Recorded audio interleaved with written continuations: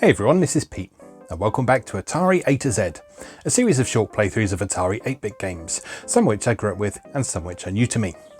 Today is one of the latter.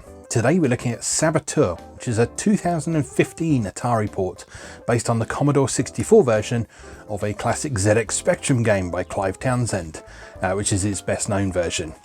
Saboteur is an early example of an open structure 2D platformer, so it has a big open map that you can explore fairly freely, and some fairly vague objectives that you need to accomplish as you go through. So Saboteur is a game I became aware of quite recently. Obviously with this only being ported to Atari computers in 2015, I never played it in its original Spectrum incarnation. But a few years back, the original author Clive Townsend actually ported the game to PC and more recently Nintendo Switch with many expansions. So the Nintendo Switch version not only has all of the content of the original game, it also has a considerably expanded second section of the game that's about 7 times the size of the original game. This particular port is a passion project that ports just the original game and its 9 difficulty levels. And it was contributed to by Atari Age users Marius ZW, and later assisted by another Atari Age user called Tez, with intro art from Ooze, or OOZ, and music by Micah. It's an impressively authentic port of a classic game that's very true to the original in a lot of ways, and it's a game I've come to like a lot, thanks to the Switch version. So I'm looking forward to checking out the Atari version. Let's go play Saboteur. Okay, here we are with Saboteur for the Atari 8-bit, a conversion of the classic ZX Spectrum game, and a game that I've come to enjoy a great deal over about the last year or so, thanks to the excellent Nintendo Switch port that Clive Townsend, the original creator of Saboteur, actually did himself. But this one was put together by a few members of the Atari Age community. Here we are, original by Clive Townsend. There was a C64 version by Branko Spoljaric. Atari code by Marius and Tez. Intro screen by Ooze. And music by Micah. Alright, let's begin then. So, Saboteur, if you've never... excuse me. Saboteur, if you've never come across it, is a side-on, open structure, 2D, I guess you'd call it a platformer, but it's an action-adventure, basically. You play the role of a ninja, and it's your job to infiltrate an enemy base and blow it up, basically.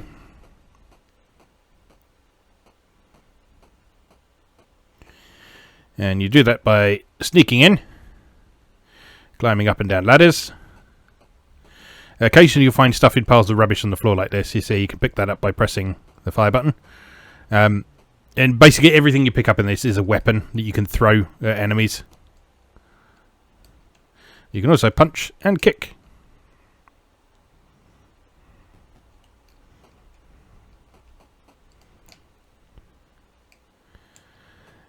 But yeah, combat is emphatically not the focus of this game.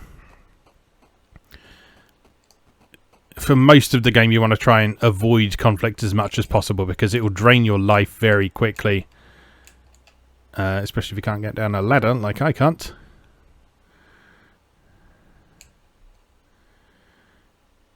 That was the wrong way. However, if you do stand still, then you regenerate your health, which is very helpful, especially because there's no health pickups in this game. You do have a time limit though. So if you're standing around healing, you're obviously not making progress on your mission. So you need to keep moving as much as you can. Now, looking through the forum thread that kind of chronicled the development of this port, it seems that one of the things that kind of gave the people behind the Atari port a bit of trouble was making the frame rate consistent between different screens.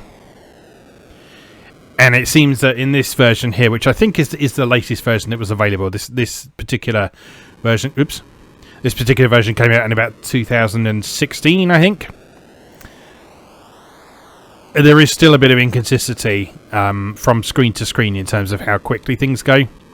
As far as I'm aware, that wasn't present in the Spectrum version, but it may have been an issue in the Commodore 64 version. I'm not 100% sure. Like I say, my main experience with this is with the Nintendo Switch version, which is designed to mimic the ZX Spectrum version very closely. So it has a pretty consistent frame rate. But it also moves deliberately quite jerkily.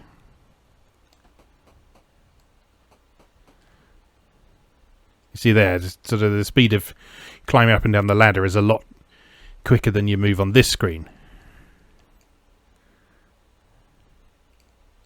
It's just not entirely consistent. It doesn't always seem to make sense either, because sometimes you'll find yourself on a screen with a guard and some dogs, and it will be moving quicker than on a screen where there's nothing happening. So I don't know if it's a case of sort of overcompensating or something like that, but that is what happens with this particular port anyway. It's not a huge deal breaker because, like I say, it's not a game that particularly sort of lives or dies based on its frame rate, because it's all about exploring and learning the map and so on. But it is quite noticeable.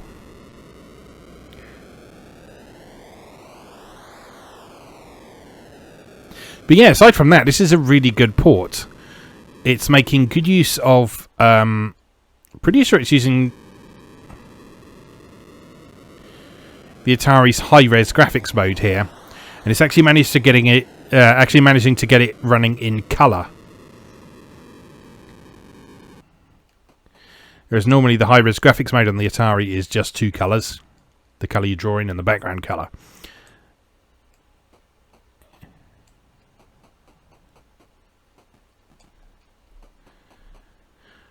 So for this to sort of be working in full colour like this is really impressive. And it's one of the things that I've seen the people really praising the developers of this port for on the Atari A's forums. Can't jump across there. Yeah, the jumping mechanics are slightly different in this version.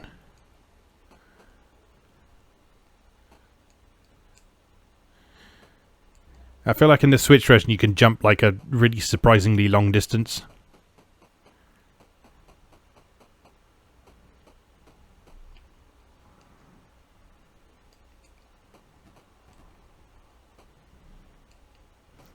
Anyway, again, doesn't matter too much because, again, this isn't really super about the platforming side of things. It's mostly about exploring, getting around the various hazards you're presented with, and accomplishing your objective, which is just here, I think.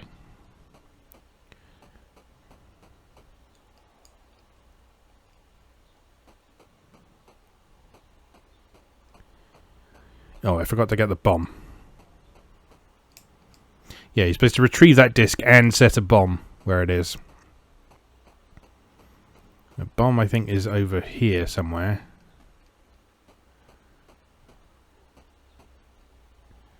Thankfully, you can't accidentally throw the disc and use it as a weapon. That is the one item in the game that is a key item, if you will, rather than something you just fling at people. Now, I think the bomb is here. No, that's the knife. There's the bomb. Right.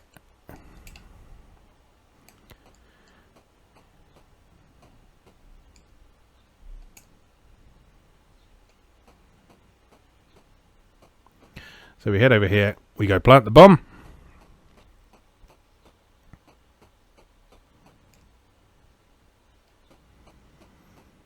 We're going to have to be quick.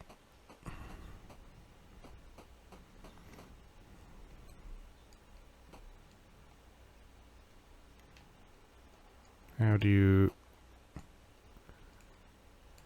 plant the bomb? B for bomb? I'm sure you planted it here.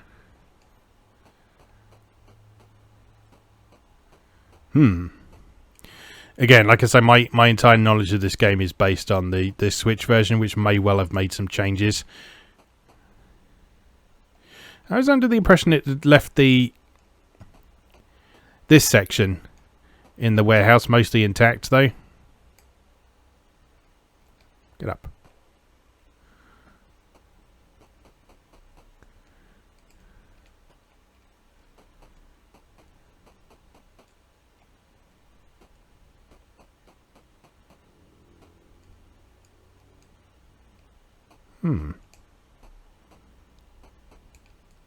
How strange.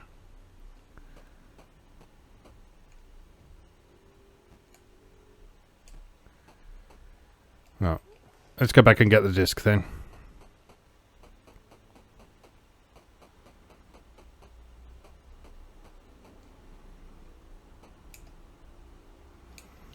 And hope I haven't messed it up. The timer also seems to have stopped moving as well. I don't know if that's a bug or if that's intentional because I picked the bomb up or something. I don't know. It's always hard to tell with these sort of unofficial conversions.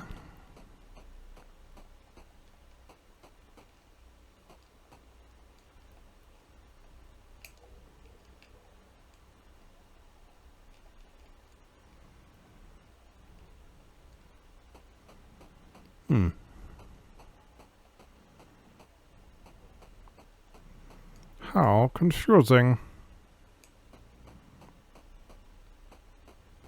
Because normally I was pretty sure what you do is you basically plant the bomb and swap it with the disc. And then that causes sort of all the predictable spy movie self-destruct sequence activated alarms to start going off, and then you have to get out of the complex before everything goes boom. The disc is... Ah, there we are. Yeah, you do just have to swap it with the disc. Wherever the disc is. Right. Now I have to remember how to get back. So you don't get back exactly the same way as you came in.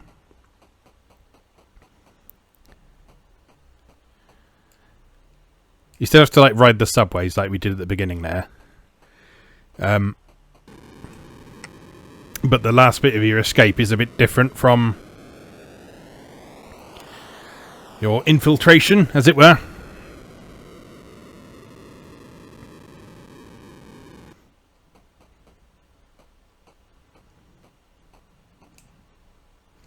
But yeah, I'm really impressed with this port. It's so true to the original. Like, it looks great. And the sound's nothing special, but the sound wasn't particularly special in the original either.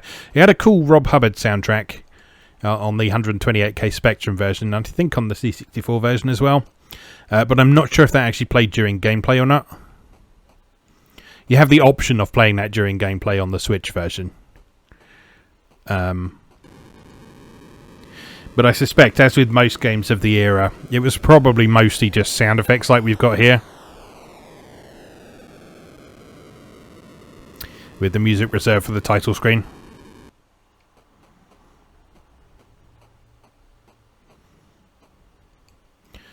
Right, so we need to get back up here.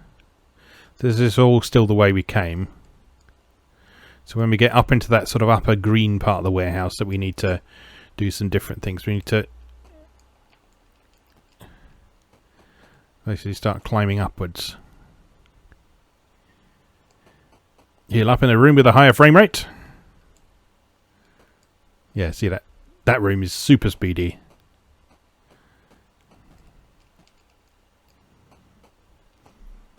You can kill the dogs, but it's quite awkward to do so. And I think it sort of deliberately doesn't give you any points for killing the dogs. So you're best off actually just trying to avoid them as much as possible. I think this is the right way. As I say, I haven't played the Switch version for a little while, so I'm going a lot off memory here. And its memory's a few months old at this point. Alright, hop. No! Oh dear. How do you do the big jump? Surely you just keep holding.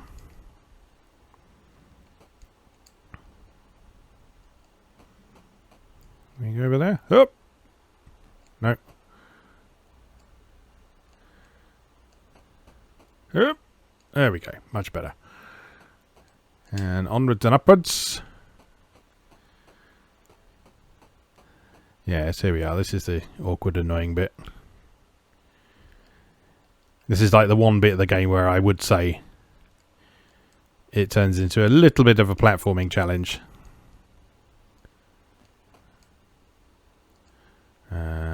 Jump over here. Oh, no. Excuse the loud noises outside.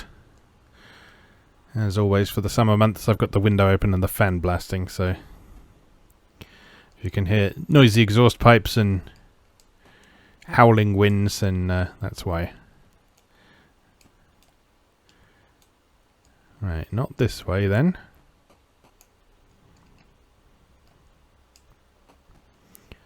Maybe back this way. Now, I mentioned at the start that this game has 9 difficulty levels, and it's actually really interestingly implemented, because the 9 difficulty levels, and they don't just affect how difficult the guards are to defeat or how much life you have or anything like that. They actually significantly affect your mission. So on this easiest difficulty level, you saw that most of the things you need are all kind of around the same place. But in the harder difficulty levels, like the bomb is hidden in different places, and you need to use computer terminals to open certain doors.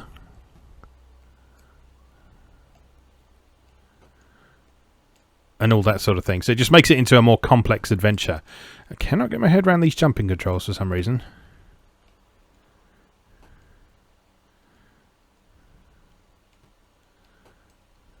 Jump. There we are. Maybe just get as close as possible to the edge, and then no. I'm gonna run out of time at this rate. Yeah, so it's a game that it actually is worth playing through on all the different difficulty levels, just to see the effect that they have, because it does like quite seriously impact how the game plays.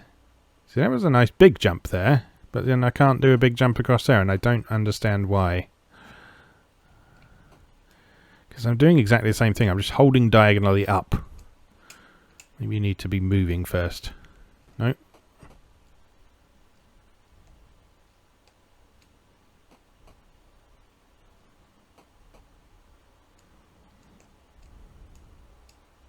I think it might actually be that you need to be moving first.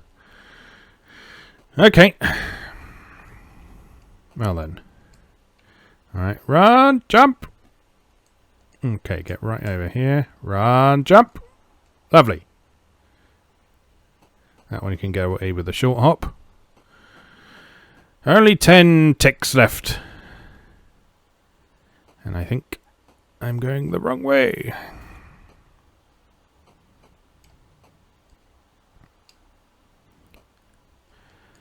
Yep. After all that effort, I have been going the wrong way. It's jolly annoying. Alright then, let's... I'm sure it was this way. No, it can't be that way though. Maybe this way.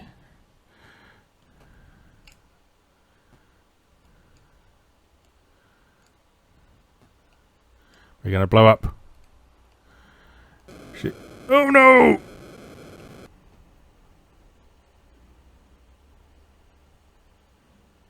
Saboteur dead, mission failure. Oh, I didn't have the cool ASCII explosion effect. Again, I'm not entirely sure if that was in the original version or if that's just a Switch thing, but on the Switch version you get this lovely sort of multicoloured ASCII asterisks expanding to fill the screen, and it's just wonderful. It's just a wonderful effect to see. Okay, yeah, so with that mission failure there, and my non-mastery of this version's jumping controls, or mastering them too late, I should probably say, that is Saboteur.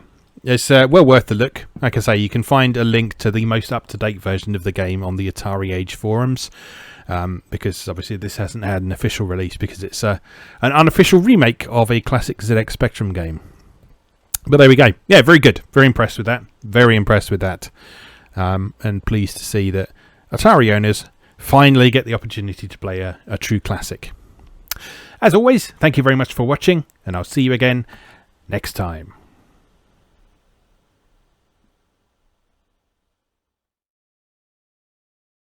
Thanks for watching. If you enjoyed this video, please help out the channel by leaving a like or a comment and subscribing. New episodes of Atari A to Z are on Tuesdays and Atari ST A to Z on Thursdays. Check out atariatoz.wordpress.com for a full archive. Do please also check out my other projects moegamer.net, where I explore Japanese and Japanese-inspired games from yesterday and today, and videopackgames.wordpress.com, which aims to catalogue the small but well-formed library of the Philips G7000 Videopack computer, also known as the Magnavox Odyssey 2. You can also support my work on Patreon or buy me a coffee. You can find links to do both down in the video description. Thanks again, and I'll see you next time.